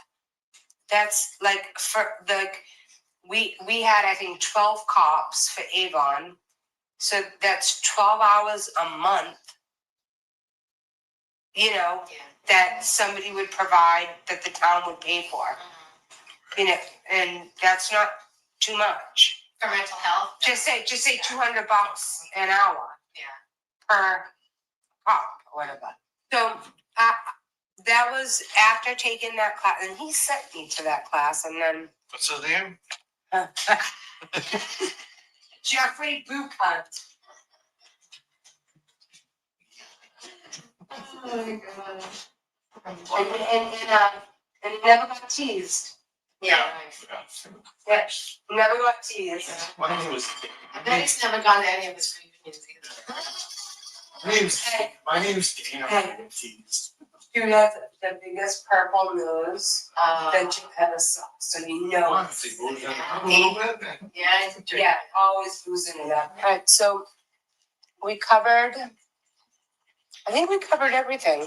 I think we covered the whole running, doing, urine, fanning, I can't believe Fanning. Piece of shit. resigned, No. kept my pension, Yep. moved on, got a new job, new career, Mhm. got a nice 401k going for myself. Nice. Happier, Good. more time off, same money, less rewarding. That's the only part that my job is less rewarding. Okay. Being a 911 dispatcher is a thankless job for sure. But you feel if you love yourself enough, you know, if you love yourself and know yourself enough, you know that you know it's fulfilling. Mm-hmm. what I'm doing right now, it's certainly fulfilling to some people. But not, not to that extent. Yeah, it's not. It certainly doesn't fill the void that 911 did. And I can always go back now. Now that I've been not even arraigned, motherfuckers. My lawyer got it all wiped out. It's like it never even happened. And now I can just go right back into what I was doing. And will you? I don't know. TBD. No. I mean, but do you feel? Yeah. Do you feel better? You know what I'm saying? Like, not even just speak. You went through a lot of shit, you know. Yeah. Right. But I've not healed totally yet. I've not. But I have a good 15 years left to work in me. Yeah. You know. So, will I go back to that? Maybe. Will I continue doing this? I'm gonna give this an honest shot. What I'm doing. It's a brand new career, but it has great benefits. Did you say what it was, and do you care to share? No, I'm not sharing what it is because I don't want anybody being able to troll it. That's why I asked. Yeah. So it's a 5-year vesting, Okay. and which is great. So now I'll have my Norfolk County retirement, and I'll be vested after this in 3 more years. Nice. 3.5 more years. I'll be vested here too. I think everything happens the way it's supposed to happen for whatever reason. And you also made something. And I have made I've made some great friends along the way.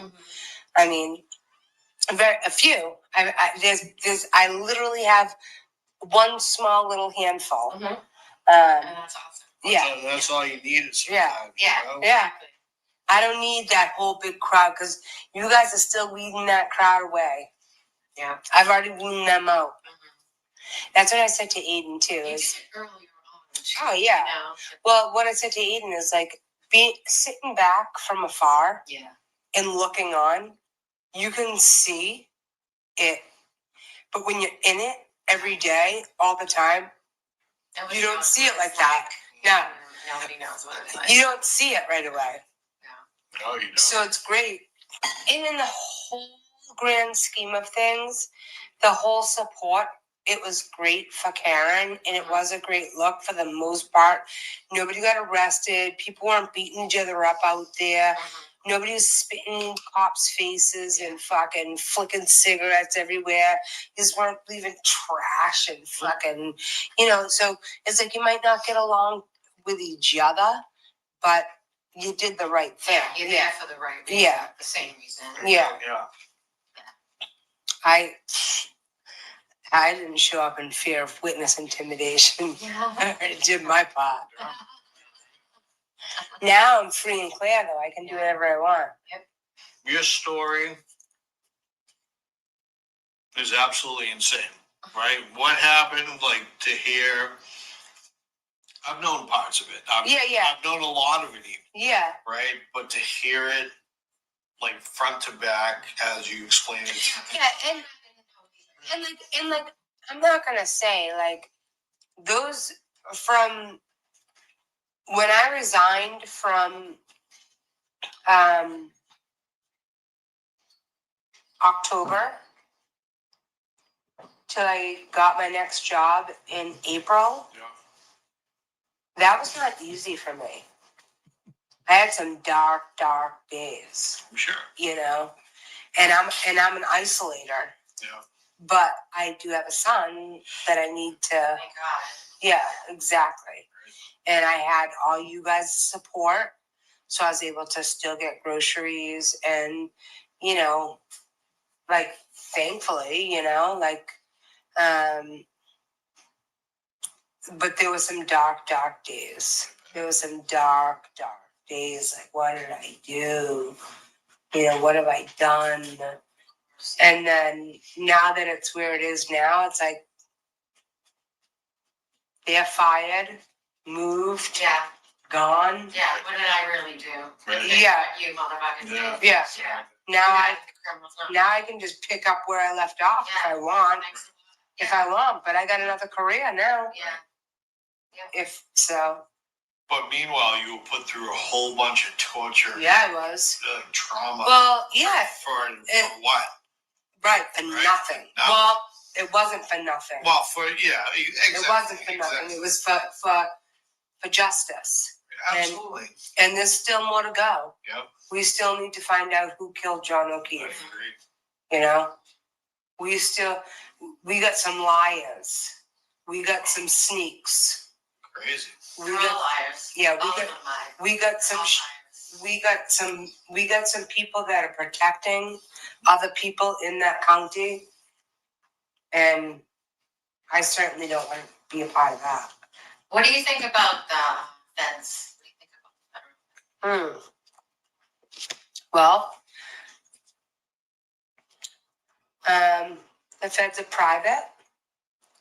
The feds, we never know what the feds are doing, but they are doing their job. And we just need to believe and trust. I know that there are cartels. I know that there is much bigger stuff, but I also know in my heart and believe in my heart that losing one of your own, the way that everybody knows, that's not going to be buried under the rug. It can't. So I don't know. No matter what, the feds we never know their hand. But federal investigations never really close. I don't think they ever do. Well, they're always looking for something. Mm-hmm. You know, they're always looking for something.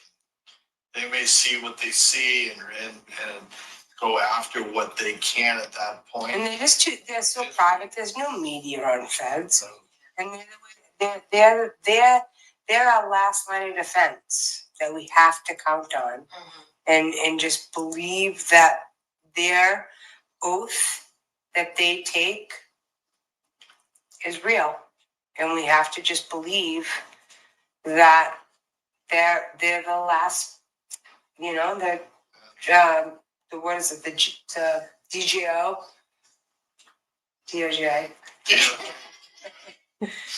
Department of Justice, and the feds are our last line of defense, and we have to. But it's hard because what they do to us as civilians, they make us not trust in the system. Look at Auntie Bev. Look at, you're right. You know, I mean, look at Michael Morris. Look at all these fucking people. To get away with. You know, Laura Haley. Yeah. You know, these people are in charge, and they're the ones that we're supposed to believe in the system. The system is fucked up. No, I know. It's not, you know, it's not cool. But again, with the feds, it's like who's going to step up and say something? Yeah. You know, who in the federal investigation is related to Michael Morrison? I don't fucking know. I have no idea. Yes, you know, that's scary. Whose pockets is he filling? Exactly.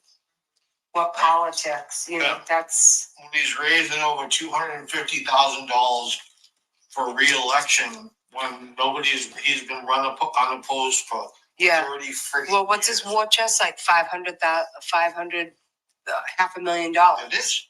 And then, not only that, is that you know there's more money that's fucking going under the who's paying for all the events? Where's that money coming? You know, there's so much money. There's so much.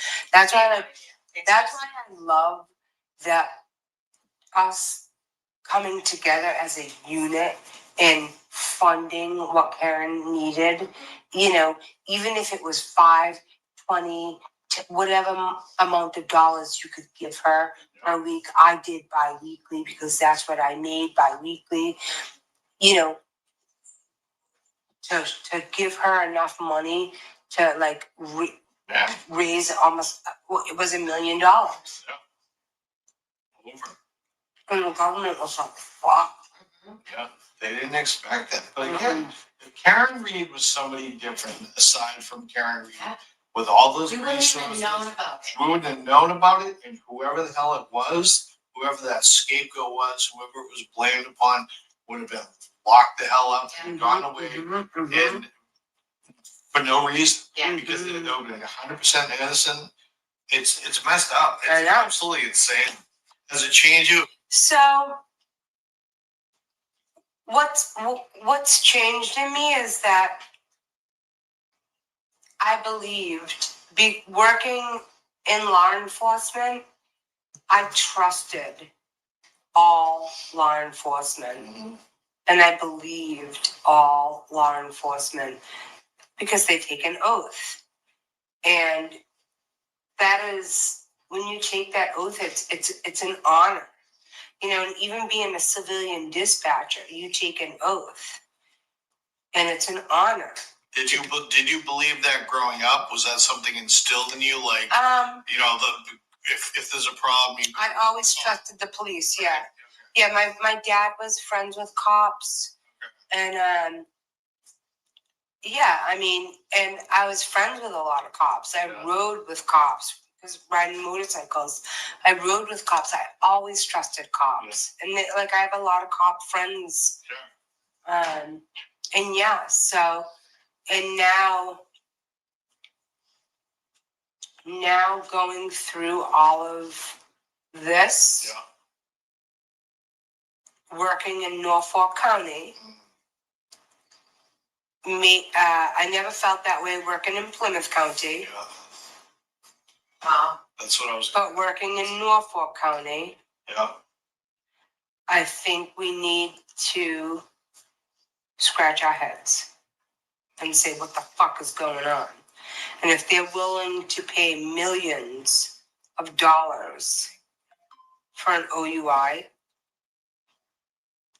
there's a little more we gotta look into. Yeah. Don't close your eyes on that. You know, just, I think a lot of people in Norfolk County, and including Chief Buchan, maybe. It's never not fun. Say it again. Sorry. I'm like, you know, maybe, maybe, you know, these guys, they have their new houses that are being built. Yeah. They have their yachts that they own. And there's this money that's behind the scenes. And it's to keep them shut up money. They cover up crimes upon crimes and line their own pockets while normal civilians do time or whatever, you know? I don't know what the fuck exactly is going on, but I know whatever it is, bad. And I know that my brother retired out of Plymouth County for 32 years, and he said, Janelle, those Plymouth County guys said I should be worried about those Norfolk County guys. So. Oh shit! Really? Yeah. Wow. That's wild. So Plymouth County and Norfolk County don't have. Yeah, Plymouth County was all free Karen Reed, sure. Any of that from the inside. Yeah. But yeah, so I'm sure they don't see that. No, they thought, yeah. I mean, my brother at one point wanted me to move out of Massachusetts. It's scary, you know. I'm not scared anymore, though. Yeah. But the shit that's been But I was scared. Yeah. You were. You know? But there was 6 months that I didn't even leave my house. Yeah. You made it through all of this. Uh-huh. You're sitting here with us, and you know, Smiling. You're smiling. Yeah, you got some shit to work through, but you're doing great. Yeah. You know, And you look fantastic. Stop it. seriously, put the glasses on. Put the glasses on. Quick. My new Oh, glasses. well. I like your hair though. Oh, shit. Ben cut my hair. I was literally. It's like silky smooth. Like look at I was like, Ben, it's a dry fucking mess. I'm like, Ben, take 3 inches off. And he took like 5. Wow. And I was like, oh, but I didn't like say anything to him, but I was like, always. yeah, I know that's It looks great. I love thanks. that. Thanks. So in closing, before we go back to the hair thing, are you happy that you're here and then you're? Yes. This is the interview was when you. Yeah. So I always said from the beginning, that I'd give you guys, just because I'm close with you, or you know, I'm not close with anybody, but I'm, you know what I mean? Yeah, we're friends. Yeah. So I said I'd give you, you know, after everything was said and done, and yeah, I mean, I'm happy. I feel like if there is a God, this is where I'm supposed to be right now at this time in my life, you know, and I'm no matter what, I just blow where the wind blows me, and find the happiness and positiveness in wherever I'm at. Right? Isn't that what people do? Yeah. That's what everybody strives for, right? Yeah. Good for you. I don't love my boss, but my old boss was legit a boo cunt. Legit. That's like the new boo cunt. So I can say that like on a regular basis now because That's a real last name. it is a real last name and is a K, not a C. Right. Bukunt. Yeah, I feel good about things now. Yeah. Uh-huh. Outstanding.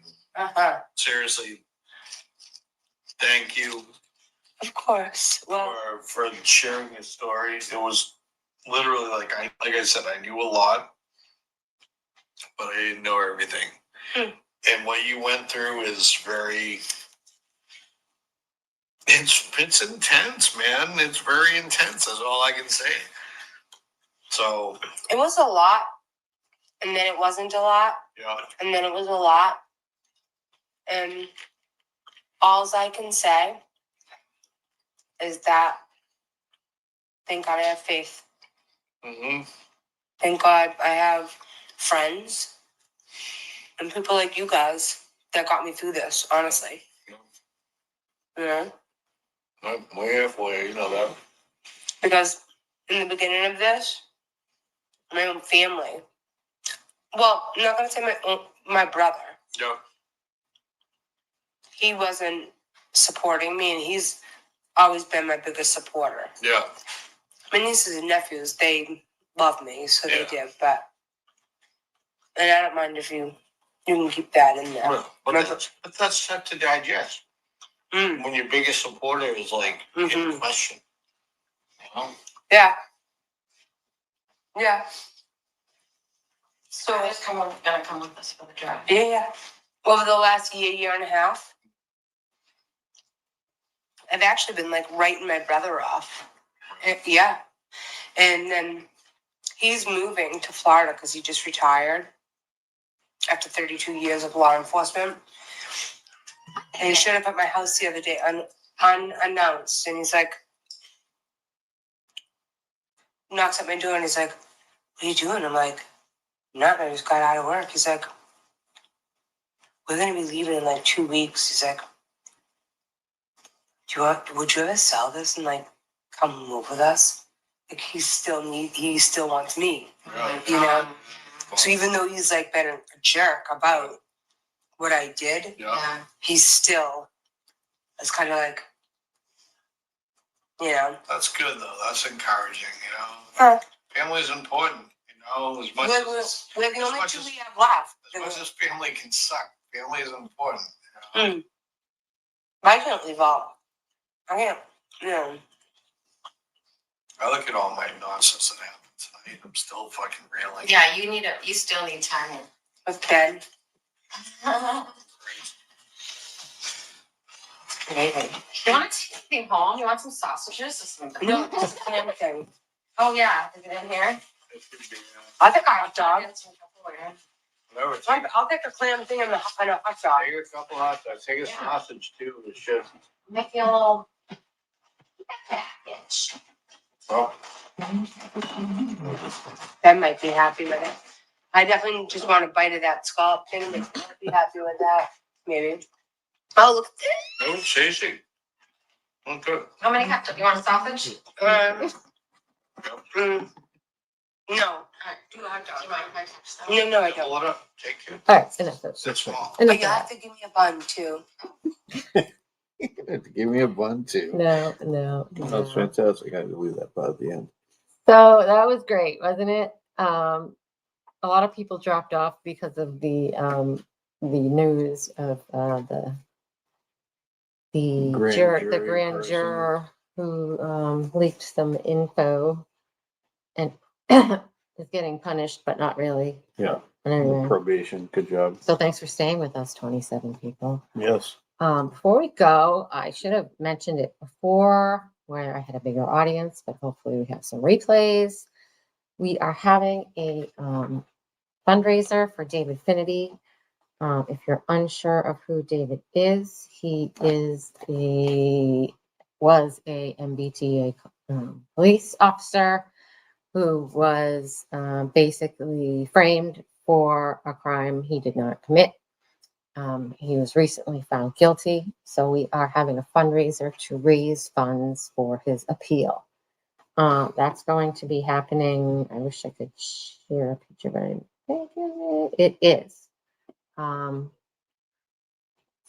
Actually, we're calling it Standing Together for Justice because we want to bring together people that, as a community to support Dave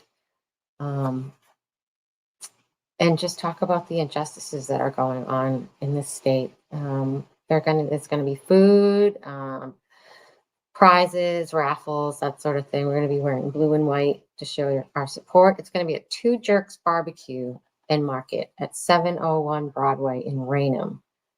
It's $50 a person, and you can get your tickets on Eventbrite. I posted the information on our Facebook page, so you can go check it out. I wonder if I can put it in there. No, I can't put it in the chat. So it's coming along great. I'm shocked by how quickly it's coming together. So that's going to be awesome. If you're not doing anything that night, just come out and hang out with us. It'll be fun.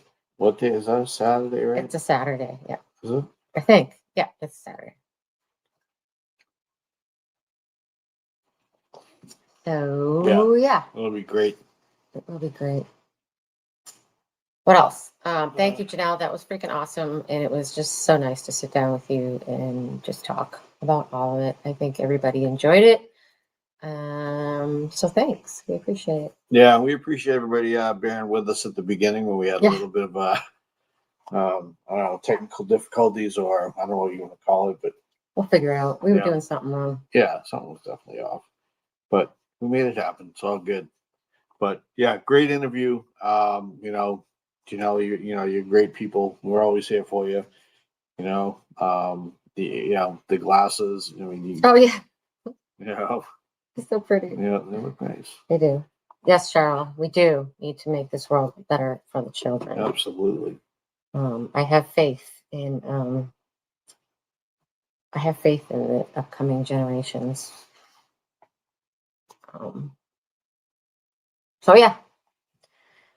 So thanks for sticking with us. I know that was a long interview, but believe me, it was longer. It was, yeah. I shaved like 40 minutes off of it. It was truly 2 hours. Yeah. So it was awesome.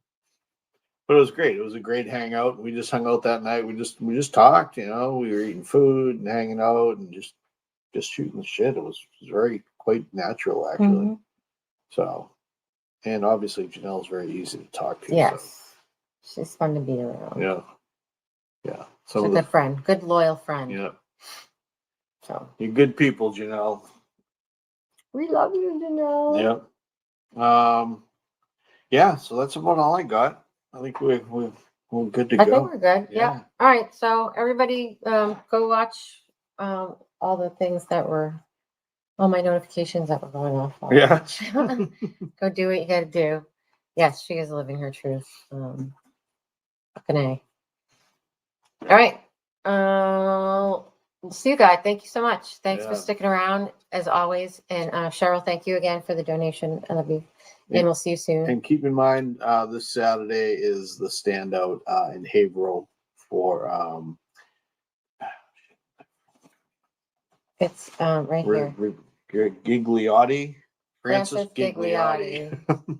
So yeah, so check that out too. 2:00 on Saturday. So Yeah, get there if you can. It would be great. support is support. I won't be there because I'll be in Mexico. Okay. All right. Good night. Oh wait.